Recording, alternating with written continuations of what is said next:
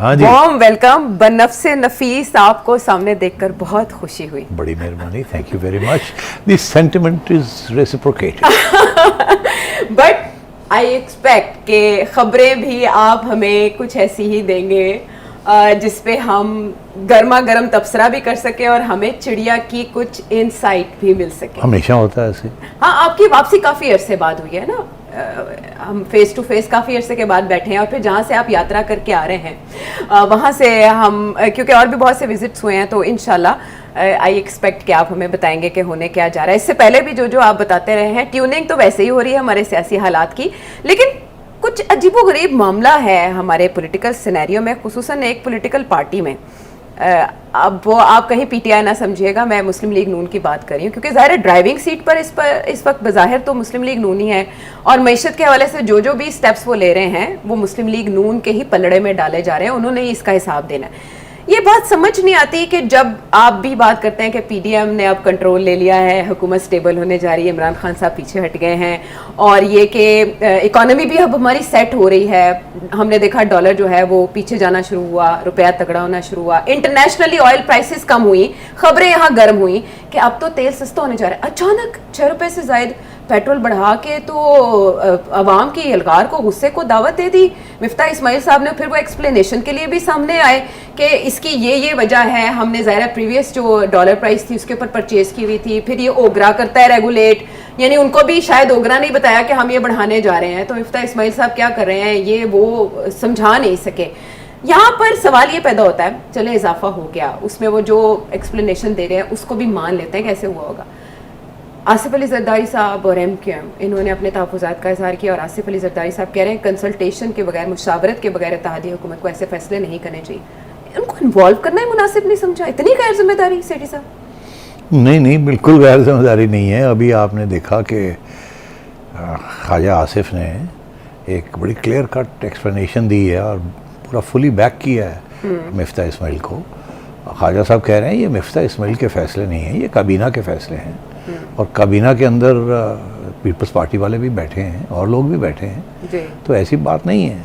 अब ये जरदारी साहब का ये कहना कि जी ये जो हुक्म हो रहा है हम इत्तेफाक नहीं है, ये है वो है, तो ये मुनासिब नहीं है। बिकॉज़ ये सारी की सारी जिम्मेदारी जो है ये PDM की है और शहबाज शरीफ साहब की है।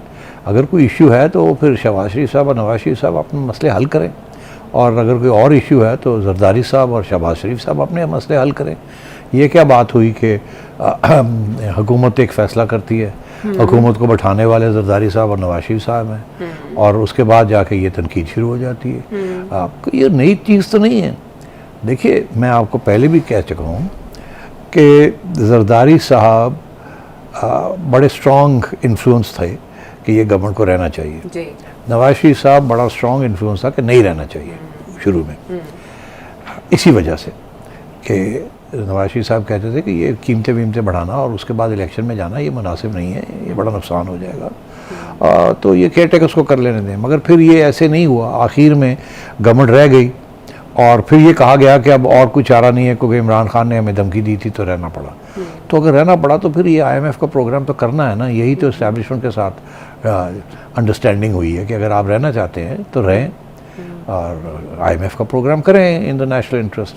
और मिफ्ता इस्माइल तो काफ़ी अरसे से ये कहते जा रहे हैं कि मुझे एहसास है इस बात का कि पार्टी का नुकसान हो रहा है, आवाम पार्टी के ख़िलाफ़ हो रही है, मगर नेशनल इंटरेस्ट में हमने कुछ वो भी काम करने हैं और कुछ कुर्बानियाँ देनी है, और सारी काबीना उनको सपोर्ट कर रही है। तो मैं ये समझता हूँ कि ये जो अब इश्यूज़ आपने जो खड़े किए हैं कि जी कीमतें बढ़नी चाहिए नहीं बढ़नी चाहिए, ये इमरान खान के ज़माने में भी ये IMF के साथ जो अंडरस्टैंडिंग हुई थी, दो चीज़ों पे हुई थी। पेट्रोल प्राइसेस एक झटके में कितनी बढ़ानी है, और उसके बाद पेट्रोलियम लेवी जो है वो किस स्टेज पे बढ़ानी है और कितनी बढ़ानी है। इमरान खान साहब की जो काबीना थी उन्होंने एग्री किया था कि 30 रुपये पेट्रोलियम लेवी होनी चाहिए, ग्रेजुअली बढ़ाएंगे, 4-4 रुपये करके बढ़ा देंगे। इन्होंने जो अग्रीमेंट की है IMF के साथ, वह 50 रुपये बढ़ानी है पेट्रोलियम लेवी, इसलिए फिर ये अब झटकों में कर रहे हैं, 10-10 रुपये करके कर रहे हैं। एक ज़माने में ये भी था कि 20 रुपये करेंगे, फिर पीछे हटे और ये वो।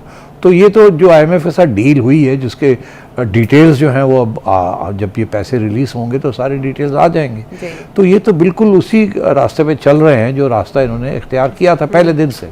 अब आपने जो बात कही कि जी वो वादा ये था कि कुछ गिरेंगी कीमतें वगैरह, तो जो इस वक्त जो अंडरस्टैंडिंग है वो यही थी। ओगरा का काम क्या है? ओगरा का काम यही है कि उनका ये काम है कि डेटा इकट्ठा करके कि किस कीमत पे तेल आया, किस कीमत पे लोड हुआ वगैरह वगैरह, और उसके कितने खर्चे हुए, उस वक्त जब पेमेंट वक्त आया खरीदने का तो क्या रुपए का रेट था, और जब पैसे देने गए तो क्या रुपए का रेट था, एंड सो ऑन। तो ये अप एंड डाउन तो रहेगा, मगर जो IMF के साथ जो अंडरस्टैंडिंग है वो आप ही की है।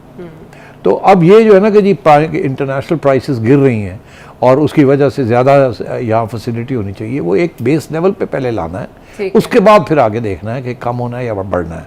अभी भी पाकिस्तान के अंदर जो तेल की कीमत है वो इंडिया से भी कम है और बहुत से ममालिक जो हैं उन सब से बहुत कम है। तो ये तो अब होना ही था। सवाल जो है वो सियासी है कि जरदारी साहब ने और नवाज शरीफ साहब की तरफ से क्यों ये इशारा आया कि हम तो इससे इत्तेफाक नहीं करते, हम दूर होना चाह रहे हैं इससे। और मरीम नवाज ने उसका बरमला इजहार कर दिया, तो ये तो नून में से शीन और मीम निकलने की बातें ये खुद सच करें। हाँ, ये देखिए ना, अब यही सियासत होती है कि एक तरफ एक हुकूमत है जिसमें सारा बोझ जो है वो नून ने उठाया हुआ है, और जब वक्त आता है तो जरदारी साहब के नारा मार जाते हैं। और अभी तक वहाँ के जो काबीना में जो मिनिस्टर्स हैं उनकी तरफ से एक मिनिस्टर्स ने भी मिफ्ता इस्माइल के हक़ में ट्वीट शीट नहीं की या कोई बयान नहीं दिया, चुप करके बैठे हुए हैं, कहते हैं जी कौड़ा कूट कर लो जो करना है। तो इसलिए मैं समझता हूँ कि ये जो बयान आया है ये जरदारी साहब से भी और नवाज शरीफ साहब की तरफ से भी, ये बयान के माने ये हैं कि हमारी कुछ मजबूरियां हैं जिसकी वजह से हम इस हुकूमत में हैं और हम मुल्क को चला रहे हैं, ये हमारी मजबूरी है।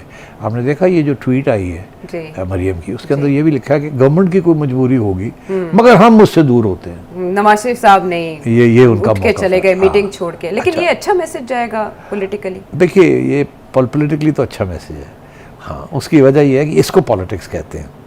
उसकी वजह यह है कि इस वक्त ग्राउंड में सिचुएशन ये है कि इस हुकूमत की सपोर्ट नून लीग के अंदर रैंक एंड फाइल में बहुत कम है और गिरती जा रही है। अच्छा। शहबाज शरीफ साहब का जो गुड्डी उड़ी हुई थी ना, वो अब गुड्डी अड़ गई है। हाँ। और नवाज शरीफ साहब के बारे में जो बंदा अब नवाज शरीफ साहब को लंदन मिलने जाता है, अच्छा, और ये मैं आपको आंखों देखा हाल बता रहा हूँ, हर बंदा उनको दो बातें कहता है। एक ये कि जी PDM की गवर्नमेंट जी साड़ी गवर्नमेंट है, इन्हें मरवाता सब, इलेक्शन में जाना इन हालात में बड़ा मुश्किल है हमारे लिए, और इमरान खान दिन ब दिन ज़ोर पकड़ रहा है। दूसरा ये कि जी आपका वापस आना और मरियम को और इख्तियार देना ये बड़ा ज़रूरी है, बिकॉज़ यूथ जो है वो मरियम के साथ निकल सकता है, और जो पुराने लोग हैं वो आपको तस्लीम करते हैं, आपकी इज़्ज़त करते हैं और आपके साथ हैं, और वोट आपका है। तो जब तक आप नहीं निकलेंगे बाहर और मरियम जो है वो कमांड नहीं लेगी पार्टी ऑर्गेनाइजेशन का, तो हम गिरते ही जाएंगे। ये उनको पैगाम हर रोज़ हर MNA MP आके देता है। अच्छा, और ये इसके बाद जाहिर है आप खुद ही सोचें, तो फिर ये भी लोग कहते होंगे कि सर तुसी तो कोई बयान दो ना, देखो ना वो लोग तो ये समझ रहे हैं कि आप सपोर्ट कर रहे हैं सारा कुछ। अच्छा। आप, हमें तो पता कि आप नहीं सपोर्ट कर रहे हैं, आप तो चाहते थे कि ये गवर्नमेंट से फारग हो जाएं, हम ये जिम्मेदारी ना लें, ये बोझ ना डालें अवाम के ऊपर, और आप तो अवामी आदमी, आप कैसे एक्सेप्ट कर सकते हैं? तो मेरा ख्याल है ये प्रेशर काफ़ी बिल्डअप हो गया है, जिसकी वजह से अब उन्होंने डायरेक्ट बात तो नहीं कही, मगर मरियम के ज़रिए उन्होंने ये बात कहलवाई है कि मैं खुश नहीं हूँ, मगर कुछ मजबूरियाँ हैं हुकूमत की, मगर मैं खुश नहीं हूँ। वो इसलिए क्योंकि उन्हें पता है वोट बैंक उनका है, लोग इस हुकूमत को तो नहीं माफ़ करेंगे मगर मियाँ साहब के बारे में उनके फिर भी ख्यालात अच्छे रहेंगे, क्योंकि वो समझते हैं कि उनको दर्द है इस बात की कि अवाम के ऊपर इतना बोझ पड़ रहा है। तो मेरा ख्याल है this is a political issue, मगर इसमें हकीकत भी ये है कि पॉलिटिशियंस कभी नहीं चाहेंगे कि अवाम के ऊपर कोई बोझ पड़े। इसीलिए जरदारी साहब ने पहले तो मरियम की तरफ से ये बात आई ना, फिर जरदारी साहब को किसी ने कहा होगा सर जी तुसी भी करो, नहीं तो वो कहेंगे जी कि वो मियाँ साहब नंबर लगवा रहे हैं अवाम के नाल। तो फिर जरदारी साहब ने भी कहा भी एक चाल हमारी भी आई कि मैं भी खुश नहीं हूँ, मिफ्ता हमें कंसल्ट नहीं करता, ये नहीं करता, वो नहीं करता। दरअसल मिफ्ता जरदारी साहब को कंसल्ट नहीं करता, मगर कैबिनेट के अंदर तो जरदारी साहब के लोग बैठे हैं ना, वहाँ तो ये जो कहना चाहें ये कह सकते हैं ना। ठीक है। मगर ख्वाजा आसिफ ने ये वाजे कर दिया कि सारी काबीना और प्राइम मिनिस्टर का ये 100% बैकिंग है टू मिफ्ता इस्माइल, और सारी कैबिनेट के अंदर ये फैसले होते हैं। नहीं So तो I think नवाज इस किस्म शरीफ की साहब बात भाई है। हैं शहबाज शरीफ साहब के, हमारे वज़ीर आज़म के, वो शहबाज शरीफ साहब अपनी तरफ से एफर्ट ही कर रहे हैं, जिसको आपने भी कहा कि ये ठीक है कैलकुलेशन वाइज बेसिक लेवल पे उन्होंने लाना है, उसको सेट करना है प्राइस को। तो वो शेख उनका कॉन्फिडेंस नहीं होगा कि भाई साहब और उनकी साहिबजादी इस लेवल पे ये बात कर रहे हैं, या ये गुड कॉप बैड कॉप बामी अंडरस्टैंडिंग से खेला? नहीं देखिए, अच्छा गुड कॉप बैड कॉप मेरा ख्याल है ये जो आपने एग्जांपल दिया है डजंट रियली वर्क। पॉलिटिक्स में मजबूरियां हैं इनकी। इन्होंने जब ये फैसला किया था ना कि हमने रहना है और कुछ करना है, तो उस वक़्त वो एक फ़ैसला था। मैं पहले दिन से कह रहा हूँ वो गलत फ़ैसला। नवाज शरीफ साहब भी यही कहते रहे, मगर अब फैसला हो गया, और उस आखिरी फ़ैसले के अंदर फिर नवाज शरीफ साहब ने भी मजबूरी में आके हामी भरी, जबकि इमरान खान ने ये धमकी दी कि मैं आ रहा हूँ और मैं आके निकालता हूँ आपको। उसके बाद ये जाना तो मुनासिब नहीं था ना, तो लोगों ने कहना था इमरान ने निकाल दिया इनको। अच्छा। तो पर वो गले फंदा जो है ना वो गले पड़ा हुआ है, और अब ये IMF का प्रोग्राम पूरा करना पड़ेगा। ये अब इसको अधूरा नहीं छोड़ सकते, और ना ही मिफ्ता इस्माइल को चेंज कर सकते हैं halfway down the route. ये नहीं हो सकता कि मिफ्ता इस्माइल की छुट्टी हो जाए और ये जो कुछ प्रोग्राम चल रहा है इसको फिर से रिव्यू में डाला जाए। ये भी एक अंडरस्टैंडिंग हुई होगी IMF के साथ कि ये जो प्रोग्राम है, जिन लोगों ने साइन किया they have to stay on board, और इसको निचोड़ तक पहुंचाएं इसको। और ये जो सारी बातें हो रही हैं ना कि इसाक डार साहब वापस आने वाले हैं, आ रहे हैं, और आके फिर वो फ़ौरन ये फाइनेंस मिनिस्टर बन जाएंगे, अब मेरा ख्याल है वो भी इस वक्त प्रीमेच्योर किस्म की थिंकिंग है। पहली बात तो ये है कि वो शायद इतनी जल्दी वापस नहीं आ रहे। अच्छा। पहले यही था ना कि जुलाई में जुलाई तो अब ये एंड ऑफ अगस्त हो गया है, फिर अगली दफ़ा एंड ऑफ सितंबर भी हो सकता है। तब तक मियाँ साहब ने आना है। तब तक मियाँ साहब ने आना है। अब मियाँ साहब कब आते हैं, हो सकता है आ जाए, हो सकता है ना, ये भी हो सकता है अगले साल का सितंबर हो, पता नहीं। अब ये मैं तो नहीं कह सकता। बात यह है कि डार साहब को कोई अंडरस्टैंडिंग तो हुई होगी ना कि वो आ जाए वापस। और बहुत से वादे होते हैं एक भाई से दूसरे भाई, और वो शायद समटाइम्स निभाए भी नहीं जाते क्योंकि नई मजबूरी आ जाती है। अच्छा, लेकिन आपने कहा मिफ्ता इस्माइल कहीं नहीं जा रहे। इससे पहले जब भी कोई माशी झोल आता था, हलचल होती थी, तो वज़ीर ख़जाना बदल दिए जाते थे। इमरान खान साहब के दौर में हमने देखा कितने आए। अब मिफ्ता साहब की जो बात आप बता रहे हैं उससे तो मुझे लगता है कि इत्तेहादियों की भी खामोश सपोर्ट है, गो अहेड, और इस्टेब्लिशमेंट की भी सपोर्ट है। ये नहीं, इस्टेब्लिशमेंट की तो पूरी सपोर्ट है, और इत्तेहादी जो है जो कैबिनेट में बैठे हुए हैं वो सारे they have agreed to this programme ना। ये तो नहीं है कि उनको पता नहीं था, आंखें बंद करके वो हुकूमत में चले गए और झूले ले रहे हैं, ऐसी तो बात नहीं है। बात यह है कि सबको पता है कि हमने क्या कमिटमेंट की है। शहबाज शरीफ साहब ने सबके साथ बैठ के पहले बात मनवाई अपनी, फिर उसके बाद सब आगे जाके जनरल बाजवा को कमिटमेंट दी है, IMF को कमिटमेंट दी है। ऐसी क्या बात है? ये कोई छुपी हुई बातें तो नहीं है। तो ये हम तो बड़ी ऑब्वियस ही बात कर रहे हैं, तो अब भी ये अधूरा नहीं छोड़ा जा सकता। अच्छा। ये लफ्ज़ अपना वर्ड दिया है, अब you have to complete the job. तो अब बात ये है कि ये चलेंगे अगले साल तक। आपने देखा कि शायद खाकान अब्बासी भी यही बात कह रहे हैं, हमें बाकी लोग भी यही बात कह रहे हैं कि हम हैं, जब हम हैं तो क्या गम है जी। तो हम नवा जरदारी साहब। हाँ, तो इसलिए अब जरदारी साहब के स्टेटमेंट आने हैं। हाँ। और मियाँ साहब इसमें कोई शक नहीं है कि खुश नहीं है जिस तरीके से इस गवर्नमेंट की कारकर्दगी है on appointments, transfers and commitments to both establishment and international community. मियाँ साहब समझते हैं कि और बेहतर तरीके से नेगोशिएशन हो सकती थी, मगर जाहिर है वो ये बात कह नहीं सकते। मैं अपना तज़िये में ये बात कर सकता हूँ, मेरे इंप्रेशंस हैं,